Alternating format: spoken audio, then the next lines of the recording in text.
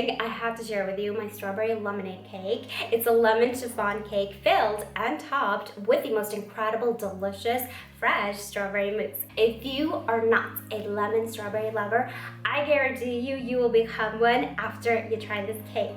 Today's video is sponsored by Skillshare, which is an online community that empowers you to accomplish real growth. Make 2020 the year where you explore new skills, deepen your existing passions, and get lost in creativity with Skillshare's online classes. They have so many classes, guys. My personal favorites are their lifestyle and culinary classes. I recently completed an Asian-style dumpling class, which I absolutely loved, and I highly recommend to you, especially if you love dumplings. You'll learn how to make the dough, the filling, and also different ways to cook your dumplings. Skillshare is also incredibly affordable, especially when compared to those pricey in-person classes and workshops.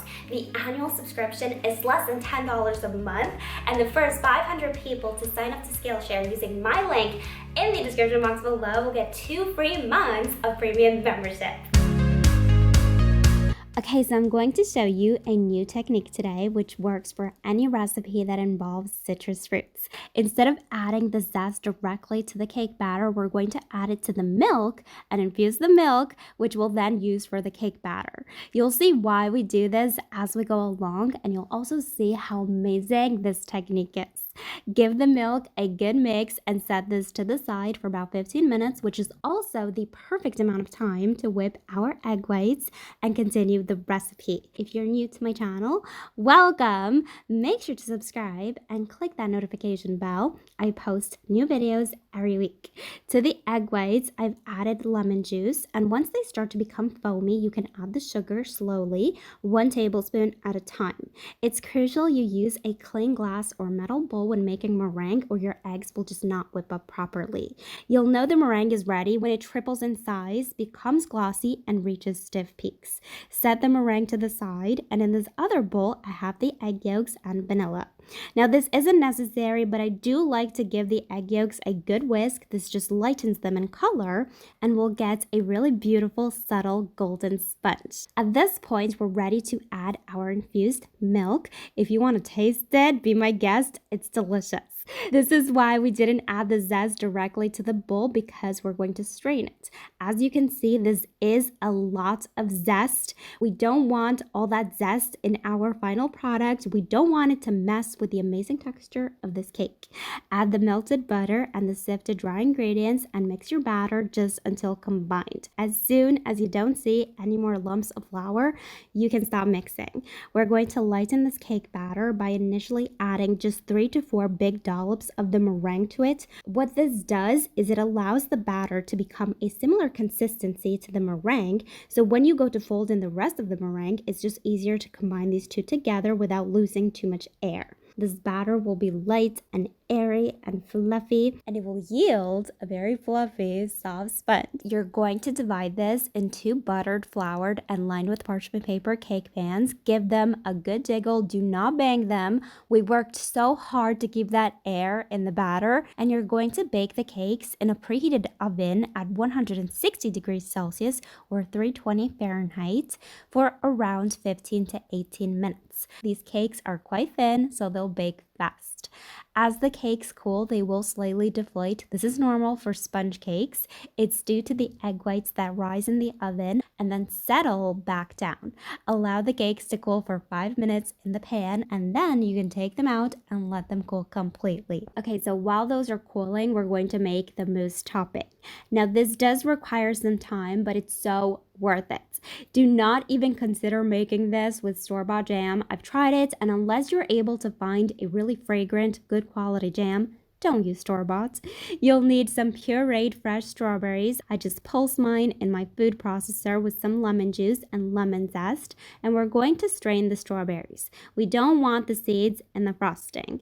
To this, we're going to add the sugar. Do not cut the sugar. If you cut the sugar, your strawberry jam will not thicken up, and your strawberry mousse will be watery, and it won't hold up. It's not like you're eating cake every day. You're going to cook this over a low medium flame for about 15 minutes. I did cook mine a little less, so mine is going to look more like a coulis. Give it a stir every now and then. Do not walk away. Keep an eye on it, and you'll know it's ready when it will lightly coat the back of your spatula. Turn off the stove, and this is ready. By the way, if you want to make your strawberry jam in advance, by all means go ahead. This will hold up 2 weeks in the fridge. Pour it into a heat-proof safe bowl, put it in the fridge, and once cool, cover. Okay, so on to making the actual mousse. We're going to use the same technique that we used for the cake batter, which is especially important for mousse. We want a really silky mousse texture. We don't want the grittiness of the zest. You're going to zest your lemons directly over the heavy cream so it captures all that fragrant lemon oil, and you're going to cover and pop this in the fridge for about 30 minutes. To make the mousse, you'll need some mascarpone, which is an Italian cream cheese. If you're not able to find mascarpone, you can omit it. However, keep in mind your mousse will have more of a whipped cream consistency. You can also use another type of cream cheese, but you may have to adjust the sugar quantity depending on how tangy your cream cheese is. I've given the mascarpone, vanilla, and sugar a quick mix, and then you can add the jam, or in my case, strawberry coulis. And at this point, you can also add the heavy cream using a sieve to capture the lemon zest. You're going to whip this strawberry lemonade mousse until it reaches stiff peaks. Guys, this is one of the most delicious things ever. I highly recommend you try this mousse recipe, even to just enjoy on its own by itself. Even if you're not making this cake, make the mousse. It's so good. Your mousse will be creamy and airy and a beautiful natural pink color. I do like to put the mousse in a piping bag. It's just easier and faster to frost the cake that way. You can also soak both sponges with some lemonade. That would be delicious. However, it really doesn't need it. The cake sponge and the strawberry lemon mousse are enough to give you that strong, delicious strawberry lemon flavor. You could also add some strawberries inside your cake, but again, it doesn't need it. You will be blown away by how flavorful this cake is. I like to smooth the top of the cake using a cake smoother, and I do also like to cut the sides of the cake for a pretty presentation. You can eat the edges, or you could also freeze them and save them for whenever you're craving something sweet. Now, my camera unfortunately stopped filming at this point. I was so upset about it, but if you want to see how I did that strawberry zigzag pattern on top of the cake, I do have another video showing you how I did that, and I'll leave it in the description box below. I've decorated the top with some strawberries and lemon wedges, and this is gorgeous. I love how it came out. This will be one of the most delicious cakes you've ever tried. The tangy lemon strawberry mousse is out of this world, and the entire cake will just melt in your mouth.